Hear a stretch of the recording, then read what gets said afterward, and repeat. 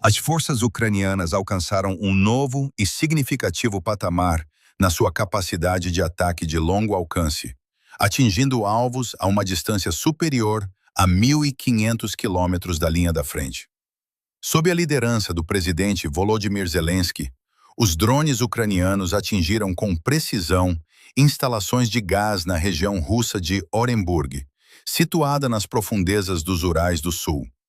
Esta área alberga um dos maiores campos de gás natural do mundo, uma infraestrutura crítica que abastece a rede energética interna da Rússia e financia o seu esforço militar.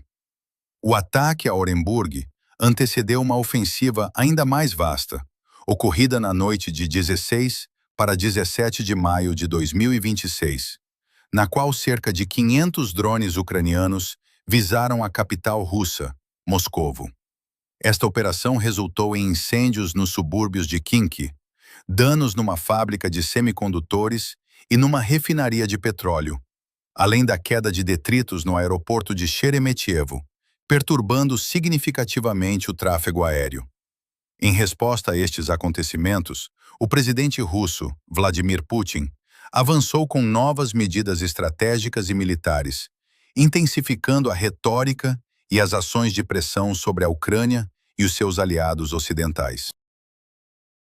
Os analistas internacionais que esta escalada mútua afasta as perspectivas imediatas de contenção ou de negociações de paz genuínas, assinalando o início de uma nova e mais perigosa fase do conflito geopolítico global.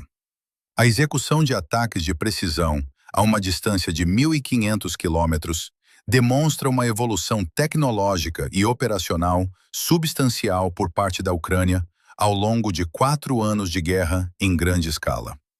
Para realizar tais operações, as forças ucranianas desenvolveram e integraram sistemas de orientação avançados, capazes de navegar por centenas de quilômetros de espaço aéreo hostil e de resistir a interferências eletrônicas para localizar alvos específicos. Adicionalmente, estes veículos aéreos não tripulados requerem sistemas de propulsão eficientes para cobrir longas distâncias sem detecção precoce, dados de inteligência em tempo real para a seleção precisa de alvos e uma infraestrutura de comando e controlo robusta para coordenar múltiplos drones em rota de forma simultânea. O ataque na região de Orenburg não se tratou de um incidente isolado, mas sim de uma operação coordenada com o objetivo de fragilizar ativos econômicos estratégicos ligados às redes de gasodutos que abastecem o coração industrial da Rússia e sustentam as receitas estatais.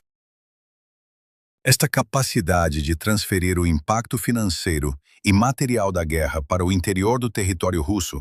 redefine a dinâmica do conflito, afetando centros urbanos e infraestruturas industriais que até agora se encontravam distanciados das hostilidades diretas na linha da frente. A campanha de ataques de longo alcance levada a cabo pela Ucrânia tem vindo a expandir-se de forma sistemática nas últimas semanas, acumulando uma lista de alvos de elevado valor estratégico e econômico no interior do território russo. Entre as infraestruturas atingidas, contam-se as refinarias de petróleo de Krasnodar e de Ilski, bem como plataformas de perfuração da empresa Lukoil, no Mar Cáspio,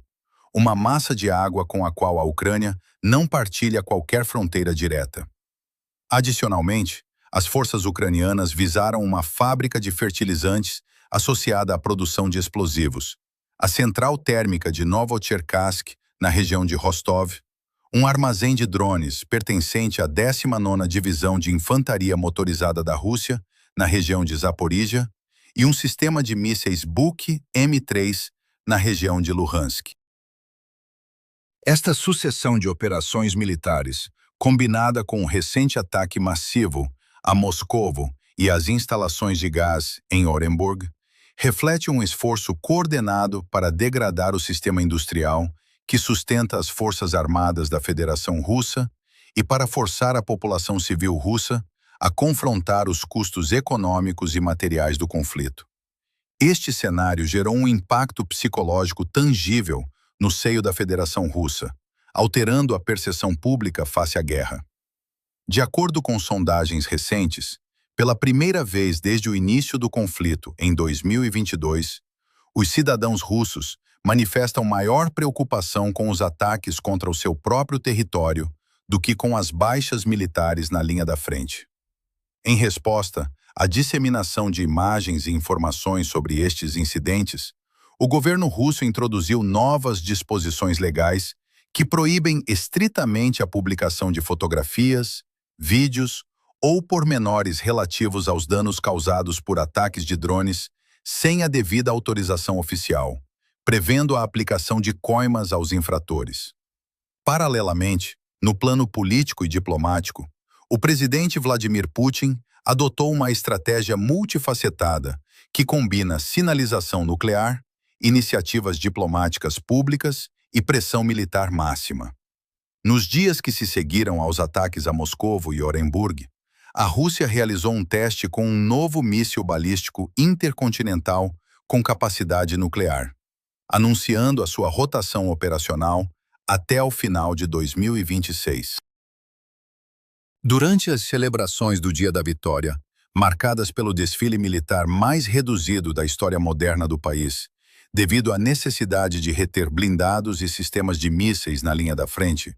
Vladimir Putin sugeriu publicamente, pela primeira vez, a possibilidade de se reunir com o homólogo ucraniano num país terceiro, declarando que o conflito se aproxima do fim. Esta mensagem foi reiterada pelo porta-voz do Kremlin, Dmitry Peskov, que mencionou a existência de um trabalho de base acumulado no processo de paz. Simultaneamente a estes acenos diplomáticos, as forças russas intensificaram a ofensiva militar com o lançamento de mais de 9.000 drones de ataque num único mês, estabelecendo o maior bombardeamento mensal contra a Ucrânia desde o início da guerra, visando esgotar as defesas aéreas ucranianas e colapsar a infraestrutura energética civil do país nas vésperas do período de inverno. A combinação de sinalização nuclear, discursos diplomáticos e o uso intensivo de poder de fogo por parte de Moscovo configura, segundo avaliações de serviços de inteligência ocidentais, partilhadas no seio da NATO, uma estratégia para estabelecer limites ao apoio militar prestado pelos aliados ocidentais a Kiev e fraturar a coligação internacional de suporte à Ucrânia. Os testes de armamento nuclear procuram gerar contenção nas capitais ocidentais, enquanto as declarações públicas sobre eventuais negociações de paz visam explorar o ceticismo político e a pressão orçamental em países como os Estados Unidos, a Hungria ou a Eslováquia. No entanto, relatórios publicados por órgãos de comunicação, como o Financial Times, indicam que a projeção de otimismo por parte das chefias militares russas contrasta com a ansiedade interna no Kremlin.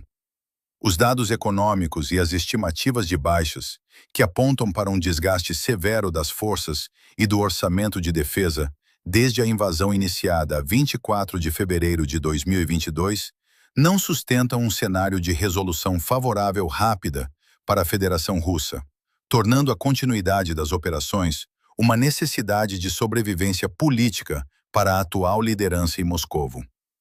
A nível estratégico, a capacidade ucraniana de atingir alvos localizados a 1.500 quilômetros de distância altera o modelo tradicional de uma guerra de atrito puramente territorial. Ao visar nós industriais críticos, como a fábrica de semicondutores Angstrom, refinarias e complexos de extração de gás, a Ucrânia consegue degradar a máquina de guerra russa sem depender exclusivamente de avanços na linha da frente terrestre. Em contrapartida, a Federação Russa mantém a capacidade de responder a estas incursões com ataques massivos à infraestrutura civil ucraniana, tendo já destruído mais de metade da capacidade de geração de energia elétrica da Ucrânia anterior à guerra. Especialistas alertam que a reconstrução desta rede exigirá anos de trabalho, deixando a população civil vulnerável. Analistas internacionais sublinham que este ciclo de retaliações mútuas persistirá enquanto não existirem garantias de segurança bilaterais ou multilaterais vinculativas e de longo prazo para a Ucrânia, uma vez que a aceitação de um cessar-fogo sem salvaguardas rígidas permitiria apenas uma pausa operacional para a recomposição das forças militares russas. O prolongamento e a expansão geográfica dos ataques de drones continuam, assim, a redefinir a segurança e a ordem geopolítica internacional.